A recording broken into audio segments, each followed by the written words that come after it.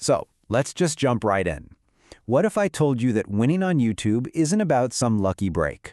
That it's not about chasing viral trends or just happening to be the most charismatic person online? What if it's actually a skill you can learn? Today, we're going to break down the actual blueprint for YouTube success, and we're going to treat it like what it is. Not a lottery, but a system you can build. And this quote right here, this is really the whole idea. The game has totally changed. Success on YouTube these days is way less about a random stroke of genius and a whole lot more about understanding the platform, the data, the viewer psychology, and the repeatable steps that actually drive growth. It's a performance engine, and we're about to look under the hood. Okay, so here's the game plan. We're going to start with that big mindset shift. Then we'll dive into how to find what people are actually looking for. After that, we'll talk about why keeping people watching is the real secret sauce, how to read your own channel's vital signs, why good systems will always beat raw motivation, and finally, how to turn this whole thing into a real long-term asset. First things first. Seriously, before you even think about your next video title or what your thumbnail should look like, the most critical step is this one. It's a fundamental shift in how you see the platform. You have to stop playing the lottery and start building a real strategy. And you can see the difference so clearly right here. On one side, you've got that lottery mindset. It's just messy, it's guesswork, throwing ideas at the wall and hoping something sticks. And you know where that leads? Burnout. Every time. But on the other side, you have the system mindset. It's data-driven, it's repeatable, it's sustainable. One is a total gamble. The other is a smart investment that actually compounds over time. All right, so this brings us to our next point. And honestly, this is where a ton of creators go wrong. We get so excited about what we want to make that we forget to ask what the audience wants to watch. Real success starts way before you hit that record button. It starts by listening to the platform. And here's exactly how you listen. You start big at the macro level. Go to Google Trends, but just remember to switch that filter to YouTube search. You're looking for those breakout topics. That's the first sign of rising demand. Then you go micro, right inside YouTube. That search bar's auto-suggest feature, it's pure gold. It's literally telling you what real people are typing in. And finally, go check out the top channels in your niche. Sort their videos by most popular. Now, don't copy them, reverse engineer them. Ask yourself, why did this specific video work so well? So once you've got a fantastic, in-demand idea, you have to package it correctly. The algorithm and your audience need to understand what your video is about in a split second. This is your metadata toolkit, and it's how you earn that all-important click. A clear title with your main keywords right at the beginning. A high-contrast thumbnail that creates curiosity. And a good description with chapters that give YouTube all the signals it needs. This is how you even get a chance to play the game. But, getting the click is only half the battle. The real currency on YouTube, the thing the platform values more than anything else, is viewer satisfaction. And how does it measure that? Well, the number one metric is retention. Can you actually keep people watching? So if retention is the currency, then what's the actual formula? What's the math that drives a channel's growth? How does YouTube decide, okay, this is the video we're going to push to millions of people? It's really this simple. Your click-through rate multiplied by your retention. And as you can see, you absolutely need both. They feed each other.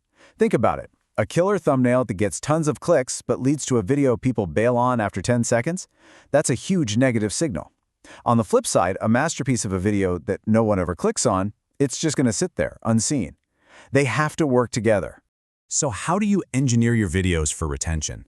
Well, it all starts with that hook. The first 15 seconds have to be laser-focused on promising a result. Tell the viewer exactly what they're going to get. Then, throughout the video, you need to use pattern interrupts. Things like a quick camera zoom, a graphic, B-roll footage, anything to reset the viewer's attention. And finally, use open loops. Hint at something that's coming later. Just saying, and I'll reveal the biggest mistake I made at the very end, can keep people glued to the screen. Okay, so you're making videos people want to see and you're getting them to stick around. Now, you need a way to measure what's working and what's not. This is where analytics come in. And I want you to stop thinking of them as a scary report card and start seeing them as an essential feedback tool that helps you get better. And here's a super important distinction. You have to stop obsessing over the lagging indicators, the stuff in the rearview mirror, like your sub count or total views. They only tell you what's already happened. Instead, you need to focus on the road ahead. Look at your leading indicators, like your click-through rate and average view duration. These are the metrics that actually predict your channel's future success. Let's break this down into a really simple diagnostic tool. If your click-through rate, or CTR, is low, the problem is your packaging. Go back and refine your titles and thumbnails. If your average view duration is low, the problem is your content. You need to work on your hook or your pacing. And impressions? That's just YouTube testing your video out. If impressions are going up but then suddenly stall, it tells you that you need to go back and fix one of those first two problems. It's that simple. Now, I know this all can sound like a lot of work, and, well, it is. That's exactly why relying on pure motivation is a recipe for disaster. Motivation comes and goes. The pros don't run on inspiration, they run on systems. This is how you build a channel for the long haul without burning out. And I mean, the difference is night and day. On one side, you have that chaotic, high-friction workflow you only create when you feel inspired. That path leads directly to burnout. But on the other side, you see a system. It's structured, it's low friction, it's predictable, and it delivers the one thing the algorithm and your audience crave more than anything: consistency. So what does a system actually look like in practice? Well, it can be as simple as batching your work. Film all your videos for the month on one weekend and then edit them on another. It's also about focusing on just getting 1% better with each video, not trying to create a perfect masterpiece every single time. And, just as important, protect your own mind. Set a specific time, maybe once a day, to check your stats. Don't live in your analytics dashboard. That just creates anxiety. Okay, let's bring this all home. When you combine all of these pieces, the right mindset, the research, the retention focus, and the systems, you're not just uploading videos anymore. You are strategically, methodically building a valuable long-term media asset.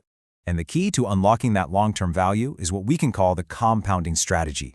When one of your videos finally takes off, don't just celebrate and move on to a totally new idea. Stop. Study that video. Dig into the analytics, see what search terms brought people in, and then immediately create follow-up content on that exact topic. This is how you build a content ecosystem where every successful video feeds the next one. I want you to start thinking about your channel in these terms. It's not just a channel. It's a media company in miniature. Your audience, that's your distribution network.